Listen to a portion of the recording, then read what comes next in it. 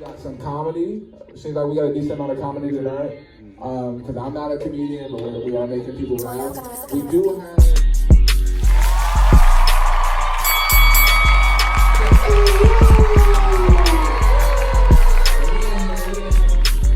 So I'll let him introduce himself.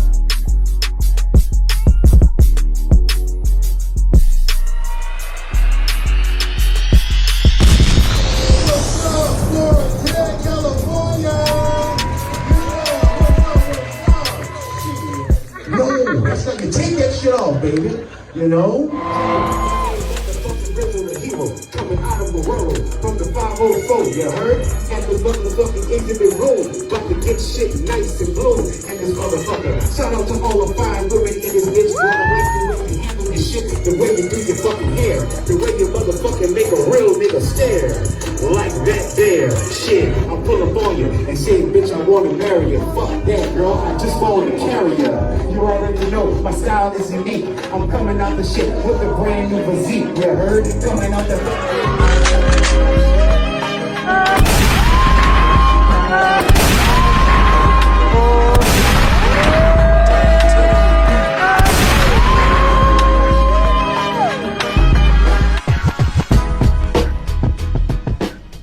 Hey Exhibit fam, I'm here with Rizzo, the hero, aka Romeo. How are you doing? Hello, Miss Brenda. How are you? I'm good, thank you. He made me laugh so much out there. He's really funny. I want to tell you guys need to look him up on social media. He'll give you out his social media handles in a bit, but let me go ahead and allow you guys to get to know him.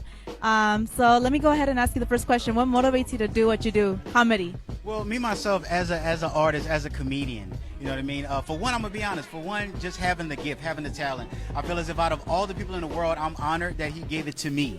You know, God gave it to me. My sister, who is my biggest fan, my biggest supporter, you know, who just motivates me to keep going. A shout out to Yuri, Anita Lavender, aka Ya, aka Creole Queen, founder of Ya Creation, and of course my mom, Mrs. Angel McGee, the queen of the McGee Mafia. You know what I'm saying? New Orleans finest, the rose who grew with no watering. So yeah, those three people: God, my mom, and my sister. Beautiful. Strong women in your life, I'm sure. Yes, ma'am. Absolutely. Shout out to them. How did you start your comedy career? I started my comedy career basically in 2003. My mom sent me, I was taken out of high school and I went to military school. And it was a talent show. The first talent show, I rapped and I bombed. I did horrible. Similar to how I did out there earlier. But a second talent show came up and I did stand-up comedy. I started doing impersonations of people. Growing up as a kid, I would just mock different celebrities, mock school teachers, mock relatives and stuff like that. You know what I mean? So somebody, I think my drill instructor said, listen, when you go on stage, you should imitate all the drill instructors. Yeah. And I did that, and I just saw people's reaction, the way they laughed, and I said, this is my calling. You know what I mean? And, you know, growing up looking at Comic View, Def Comedy Jam, stuff like that, I'm like, hey, I could do what those guys do. You know what I mean? So, yeah, that's, you know, I just feeling as if it's naturally in me. You know what I mean? And I pretty much fuck up at everything else. You know, I tried to be an electrician. I got electrocuted. I tried to build houses as a carpenter. I hammered my thumb. You know what I mean? I tried to be an exotic dancer. I keep getting arrested. I don't know what the hell is going on. It's just aggravating, you know? You guys should have heard him rap. He was doing really good. And I saw people laughing. So that's why, you know, comedy is his thing. Because even when he's rapping, people are laughing. Thank you. I also wanted to tell you, why do you think comedy isn't as appreciated? You know, comedy isn't really as appreciated because of the fact that everyone knows someone who can make them laugh. Everyone has a friend or family. Everyone knows someone who can just talk shit. You know what I mean? So comedy really is not appreciated. You know, I mean, one thing it's not appreciated, but I'm seeing where it's always been respected because laughter saves everything. You know, laughter is medicine. You know what I mean? Unlike rappers, you know, we're not feared. You know, but what people have to realize that comedians are the real serial killers. We are the ones who go through it to take any type of tragical situation, happy situation, confused situation, and make it into a humor situation. That's dangerous. Yeah. You know what I mean? So yeah, comedy is not appreciated. And now you see everyone wants to be a comedian.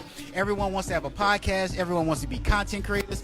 You have rappers who is older now, who's retired, that want to be comedians. You know, so, you know, I thought it was only our job to talk shit. You know, you guys were gangsters. You know, get back to being a gangster, you know? Yeah. And why is it so important to follow your dreams? I'm sorry. Why is it so important to follow your dreams? It's important to follow your dreams because if not, you're going to work for someone who did. You know what I mean? I tell it to people a lot. You know what I mean? God gave you the gift. He gave you the gift. We understand that trials, tribulations, so many situations come up in life, such as children, such as family, you know, such as finances. You know what I mean? But still in all, you know, you're never too old. You know, me, myself, I came all the way out here from New Orleans on the Amtrak train with only $200 in my name. You know what I mean? I was homeless. You know, now when I say homeless, I'm not talking about, you know, having sex with men for drugs on Skid Row, nothing like that. Okay, just basically, you know, from couch to couch and stuff like that. You know what I mean? But I was moving on faith. I was moving on God faith, and it's like, you know what? I left New Orleans at age 33. This is the youngest I've ever been, and this is the oldest I've ever been, and the youngest I'm gonna ever be. You know what I mean? So you don't wait for your parachute to open, just jump. It's gonna open, you know what I mean? So it's very important. So follow your dreams and work for someone who did, man. You know, and you're gonna wind up being bitter and jealous of those who did. Yes. Just remember that. Yes, so get your game on pretty much. Yes, ma'am. Yes. And ask you the difference in transitioning from New Orleans to LA. You did mention you moved from New Orleans with $200. How was the transition from there to LA? You know, it's different. For one, you know, LA, California period has more diverse. You know what I'm saying? New Orleans is kind of just starting to get like that because of the culture. You know, the Mexican, the Latino community is just starting to, you know, become residents of New Orleans. You know, a couple of Asians, but growing up it was mainly black and white. So me coming out here, you know, living in a Hispanic community, living amongst Orientals, Asians, you know, people of different ethnic groups, Arabian. You know what I mean? It's a big thing to me. It's a spiritual movement, you know, for me. You know what I mean? But at the end of the day, I am happy to be in LA. I'm proud to be from New Orleans. Yeah. You know what I mean? But the people are very different. You know, I would say, because I'm from New Orleans, it's safe for me to say New Orleans people are mainly, I don't want to say closed-minded, but I would say mainly one track. Everything in New Orleans is black and white. There's no gray. California has a little bit of gray, a little bit understanding. They'll bend the wires for you.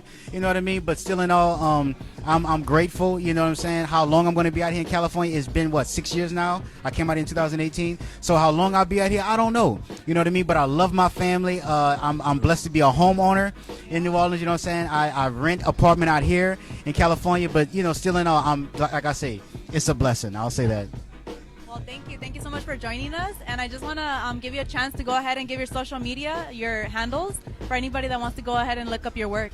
Absolutely. So check it out. My name is Romeo Hilaire, a.k.a. your grandmother's favorite exotic dancer. So listen, you can catch me on Facebook at Romeo Hilarious. You can catch me on YouTube at RISO888. Okay, and I'm on Instagram at Rizzo_the_hero. And also, before we end it, I want to let you guys know something. This is the first, and I'm always interviewing people. This is the first interview I've had throughout my career in California. Okay, so I want to do something special for you. Okay, but you have to close your eyes. Close your eyes. Okay.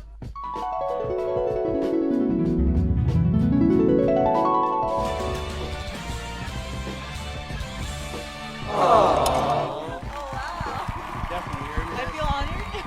Definitely. So this is Mardi Gras. This is Zulu. This is my tribe, African nation warrior. Wow. You know what I mean? And this is a coconut.